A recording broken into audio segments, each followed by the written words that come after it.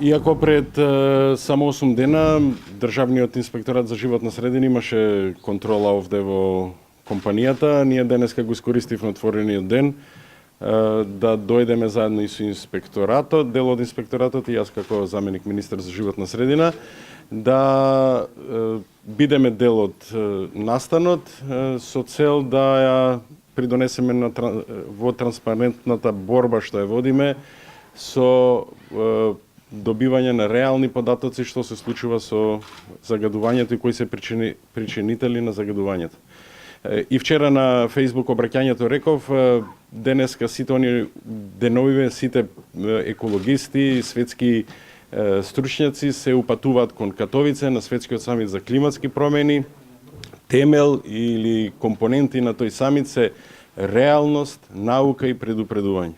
Сите активности што ние ги преземаме во рамки на планот за справување со загадувањето или планот за чист воздух се базираат на реалноста, на науката и на предупредувањето, и затоа денеска сме присутни овде за да придонесеме во разбивање на некои стереотипи, да ги подсмириме граѓаните, но од друга страна се разбира да не престанеме со нашите активности во справувањето со изворите на загадувањето.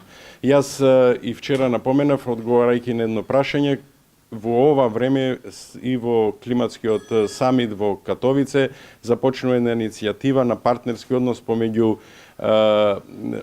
предводена од Светскиот економски форум, на алијанса помеѓу владите и бизнис заедницата.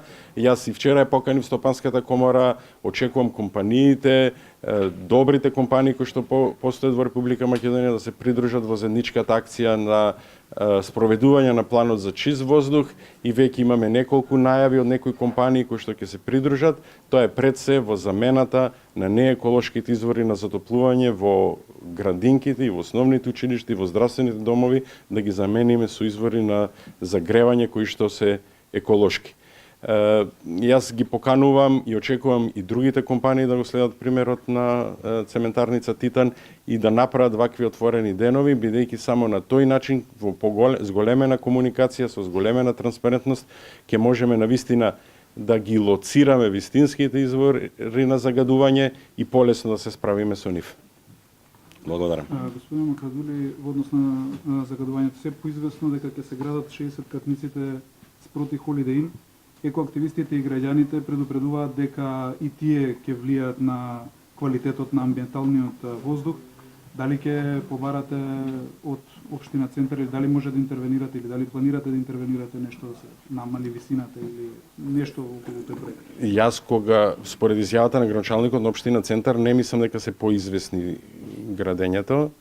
Во овој момент тој детален урбанистички план има мораториум и дека согласно тоа во овој момент не постои начин како да се издаде дозвола за нешто што е во рамки на некој план за кој што има мораториум. Затоа за мене не е поизвестно градењето, туку напротив постои мораториумот. Да подсетам дека кога во минатата година се донесе еден закон за зеленилото, кој што треба да го има во процесот на градење на секој објект, тоа правилникот што беше обврскан на Министерството за животна средина и просторно планирање е готов, и го донесува министерот и тој ќе биде објавен деновиве, така да задачата на министерството да се грижи за бројот, површината и зеленилото ќе биде спроведувана согласно закон и тој план што се прави. Се разбира на што е и дел од планот за чист воздух, тој секогаш ќе ги стимулира повеќе зелените површини отколку армираниот бетон. Уште нешто кратко, ако си е успешна, приказна, кога ќе почне да се занимавате со нерешените статуси на големите загадувачи, како например РЕК Битола? Па, ако ја следевте добро јавната расправа, дури представниците на навладените организации од Битола посочија како главен виновник за причинено загадувањето во Битола домашното затоплување.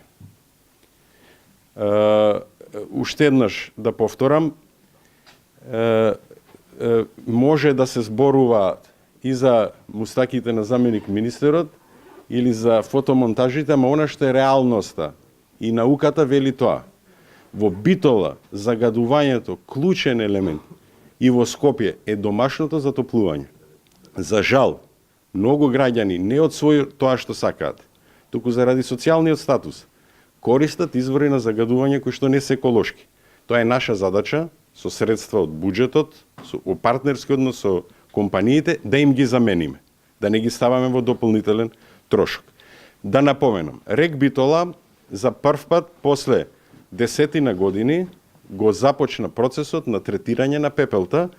МЗ Инженеринг е компанијата што победи на тендер. Тендерот беше во вредност од 22 милиони денари, започна во август, завршува во декември. Значи, оние лоши и грди слики што ги гледавме на прашината што се разлеваше по земјоделските површини во Могила и во Новаци, тоа повеќе нема да се случува. Потоа, од 1 јануар започна тригодишниот план за замена на електростатските филтри, кои што не се заменети од 1980 година и кои што ќе ги намали емисиите од 100 на 20, како што се пропишува во усогласувањето на оперативниот план. За жал, во изминатите за жал во 2014 година врската за усогласување со оперативниот план се усогласила за компании кои што се од странски инвеститори или една вие рековте успешна приказна Титан, тоа го направил и Макстил, не е успел да го направи, например, Југохром, не е успел да го направи и РЕК, а е државна компанија.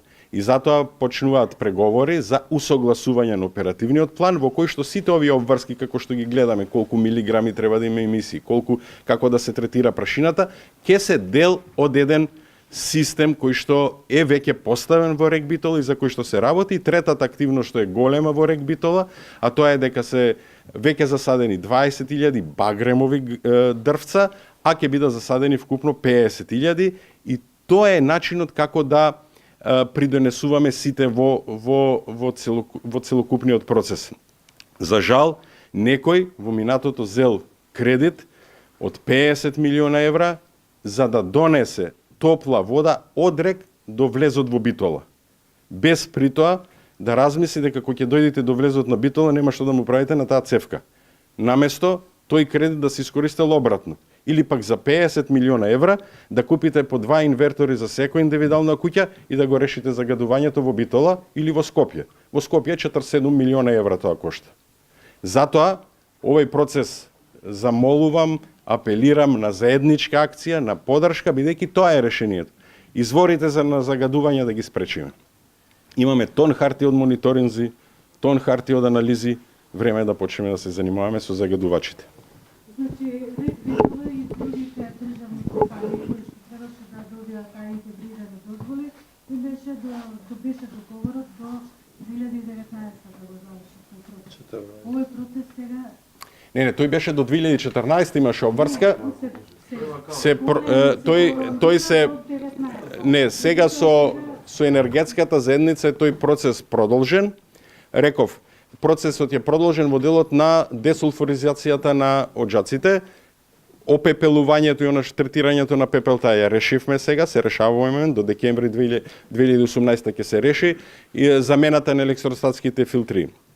Или инвестицијата започнува од следната година, зеленувањето што е дел од усогласувањето со оперативниот план. И тоа се реализира, останува процесот на десулфуризација. Во нашите планови се согласени планот за прилагодување, за преговарање, усогласен со енергетската заедница и ние ги следиме и тие насоки.